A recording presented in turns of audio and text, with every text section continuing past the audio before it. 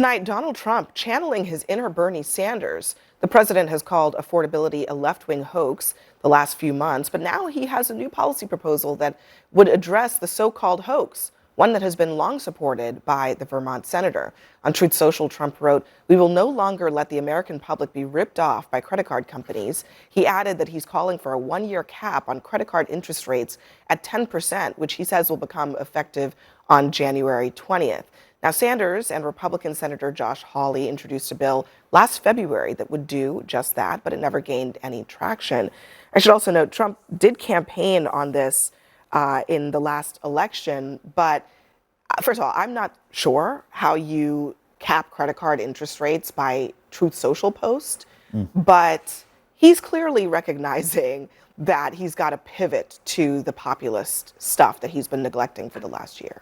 You know who oversees this?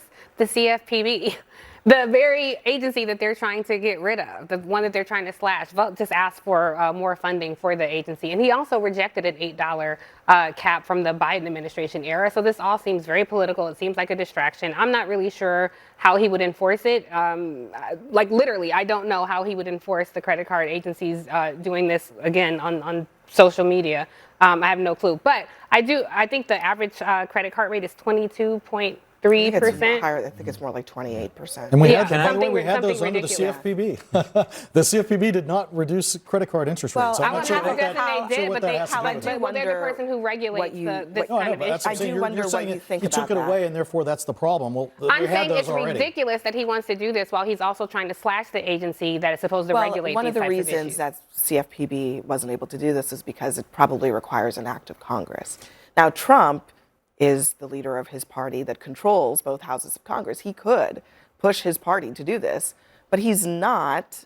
I mean, and by the way, a lot of conservatives don't think this is a good idea, or at least they didn't when Bernie Sanders said he wanted to do it. Well, look, I think at the end of the day, you know, if this were to be implemented by Congress, you would have a lot less people getting credit.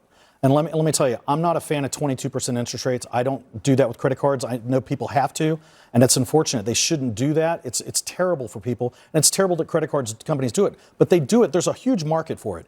If they could charge less and still make money, they would do it. They're basing it on the risk of the creditor that they're loaning to. If you take away and say, look, it's going to be 10%, you're going to have a far less people having credit cards. They're just going to they're going to go out of business. They're going to cancel those credit cards. That's the way that'll play out. I don't think it's a coincidence that this comes out after the jobs report. The jobs report hasn't been great for him. There was maybe one slight positive that the unemployment rate dipped a little bit. This is what he does. I'm going to dangle some candy in front of the American public. Personally, is this my camera? President Trump, do it.